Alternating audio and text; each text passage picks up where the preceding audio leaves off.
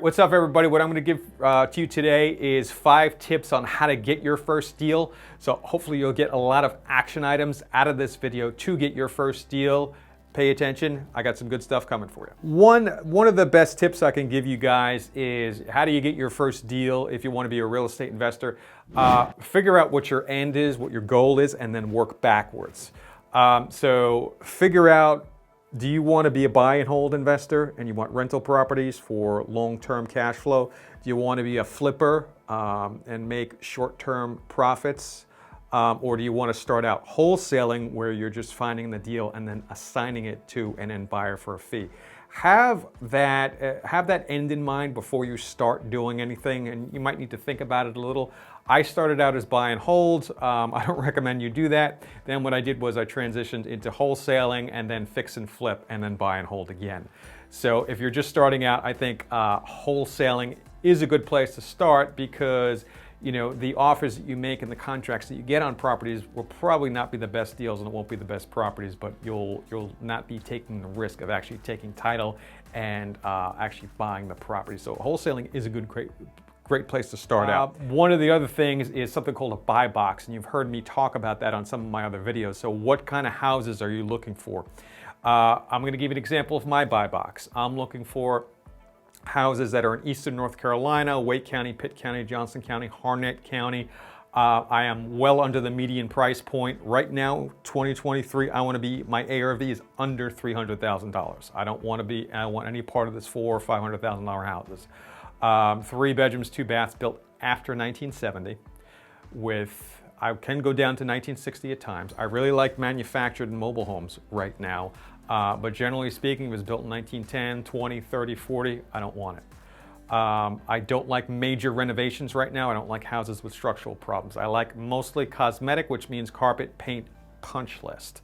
I will replace cabinets and bathroom vanities and that kind of thing, but I'm really looking to avoid these large-scale renovations right now in this market. But if you're a wholesaler, you need to talk to someone like me and know that in advance. Now, obviously, you need to get out there and make offers. Number 3, you need to make offers. A lot of newbies trip up in that they start doing marketing, they build a website, or they go to TRIA meetings and they do all these things, create an LLC, but they're not making offers. If you're not making offers, you're not going to be buying houses, because if you start and you work backwards, all the houses that I bought, the hundreds of houses that I bought, I had to make someone an offer. We did some negotiating. They accepted, went to a contract, went to a closing, then I bought the house. So when we work backwards, I had to make offers. On average, I'm making anywhere from 3 to 5 offers a week. I don't make as many offers as I used to since most of my leads are inbound. My conversions rates are higher, but I had to work very hard and for a long time to get there. What you can do to just start yourself out is, if you just want to find for sale by owners, call them and make them an offer, knowing that they're probably going to turn you down, just to get some momentum going. Build the habit of calling people and making them an offer, because I'm at the point now where I make offers reflexively, where when stuff comes to me, I will make them an offer and I don't even think about it. I'll crunch my numbers first, but making an offer is something that's a reflex. I do it out of habit. I really don't think about it or have to push myself to do it, although in the beginning I did. And I understand in the beginning, these are things that you're not going to learn in business school or even in a 9-to-5 corporate job. So we have to learn and internalize these skills. So I would say deciding on what your marketing channels are going to be.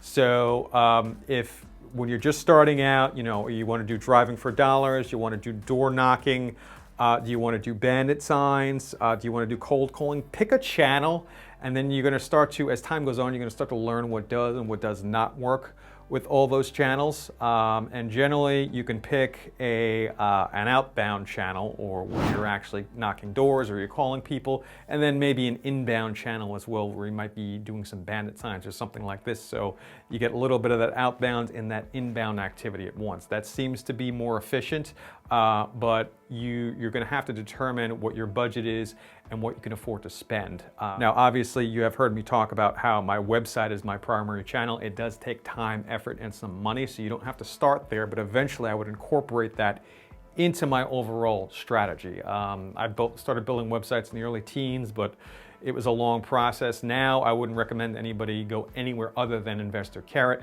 My affiliate link will be in the description, but I have been a customer of Carrot since about 2015, 2016, and that's the longest relationship I have with a vendor to date.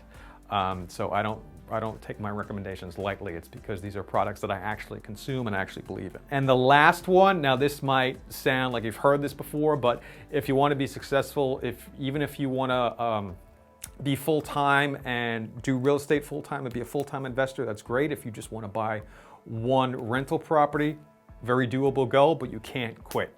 It's very easy to get burned out, to get frustrated, but you can't quit. I can say that finding one investment property, it's kind of like a proof of concept. They used to talk about this in corporate America where, you know, if you were going to try something new, try a new business model, a new line of products or whatever it was, you had to have a proof of concept. And the reason why I'm explaining it like this to you is because the proof of concept is going to be that first deal that you do, whether it's an assignment, it's a flip, or it's a wholesale deal. That's going to be your proof of concept. So I would say work as hard as you need to work to get that first deal on your belt. And even if you only make $500, $1,000, $2,000, just get the deal under your belt, because what you're going to find is that once you do the first deal, you can't wait to do the next one, and the checks start getting bigger, and you start to learn as you go.